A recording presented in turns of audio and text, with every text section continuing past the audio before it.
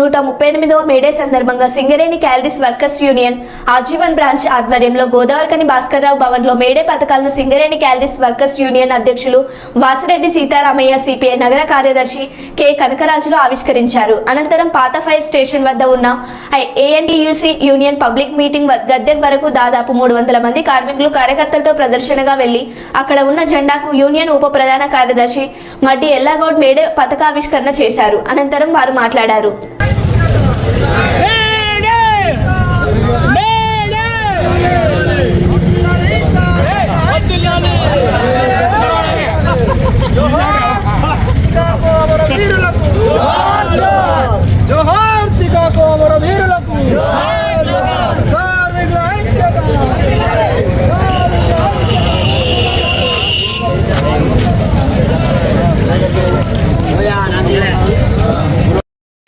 OC5 కార్మిక సోదరులు, అన్ని యూనియన్ల ప్రతినిధులు, నాయకులు అందరికీ మే డే శుభాకాంక్షలు.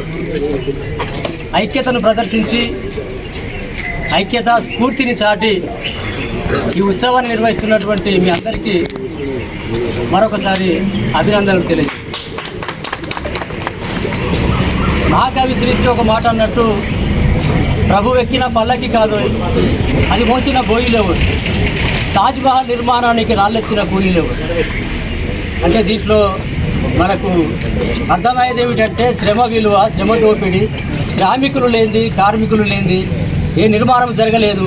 అందం చందం కాదు, దాని వెనుక ఉన్నటువంటి కాయ కష్టం ఏమిటి అనేది దీనికి ఉన్నటువంటి సారాంశం.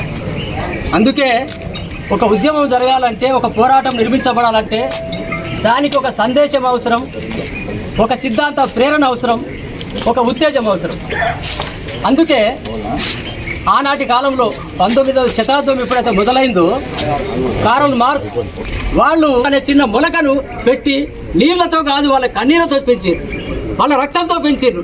రక్త తర్పణతో ఆ మహావృక్షం పెరిగితే ఆ చెట్టు కింద మనం ఇప్పుడు బతుకుతున్నాం, ఆ నీడలో మనం ఉంటున్నాం. కాబట్టి ఆ త్యాగధనులను మనం స్మరించుకోవడం, వాళ్ళ వారసత్వాన్ని, వాళ్ళ అమరత్వాన్ని, వాళ్ళ జ్ఞాపకాలను నెమరు వేసుకొని వాళ్ళు ఇచ్చినటువంటి ఆశయ సాధన కోసం మనం పని చేయవలసిన అవసరం ఉన్నది.